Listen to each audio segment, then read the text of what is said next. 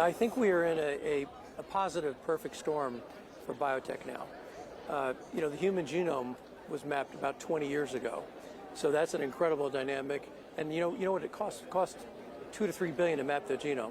You can now get your genetic information for $100. So the costs have come down dramatically. So number one, the genome's been mapped. Number two, AI has come and computing power has increased dramatically, analytic power has increased dramatically.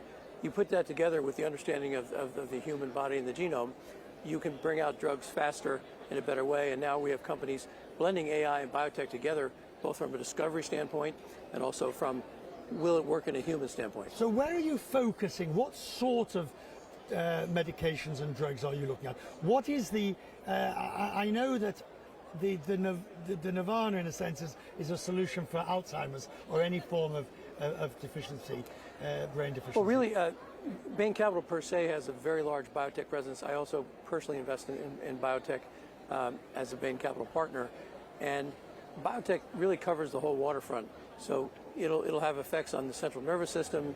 It'll have effects on hereditary diseases, which you can go in and edit out, and it'll have effects on the heart and the cardiovascular system, and cancer, which is a huge killer, as you know. Now, one of the advantages of you is that you're global.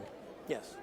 And therefore you can see the relative positions of countries.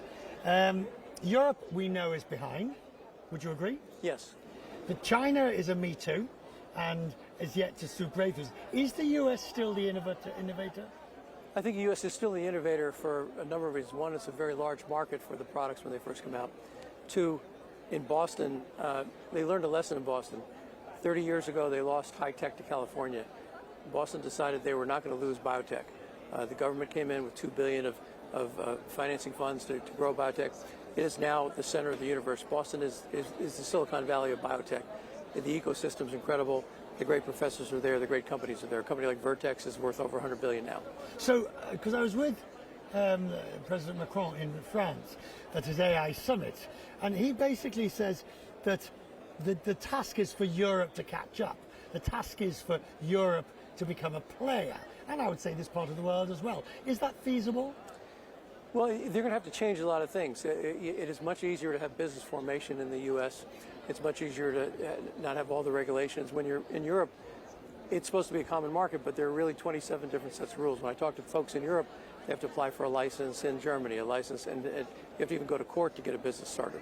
So there's a long way from being, let's say, a monetary union, versus a real common market, and they're not at the common market stage yet. The U.S. has that huge advantage. When you look at what the current administration is doing in terms of deregulation, my guess is, and correct me if I'm wrong, it's sort of a split feeling that you have. On the one hand, one likes the idea of deregulation, it will release the animal spirit, but there's a purpose for regulation, and that's to stop things going off the rails. Absolutely. You definitely need regulation. You need it for biotech, you need it for AI, but I think it's gone too far where it has become checking the checkers, and making things take way too long. So hopefully the current administration will strip some of that away, and we can still bring out safe and efficacious products in a timely manner, much more timely than having the FDA take forever to get them approved or to get them out on the market. Do you worry that what we're seeing is throwing the baby out with the bathwater in many of the quite strong decisions taken in the early days? I can't comment on this. It's very early. Obviously, the election was one consumers wanted change. The voters wanted change. Whether it's too much change, that time will tell.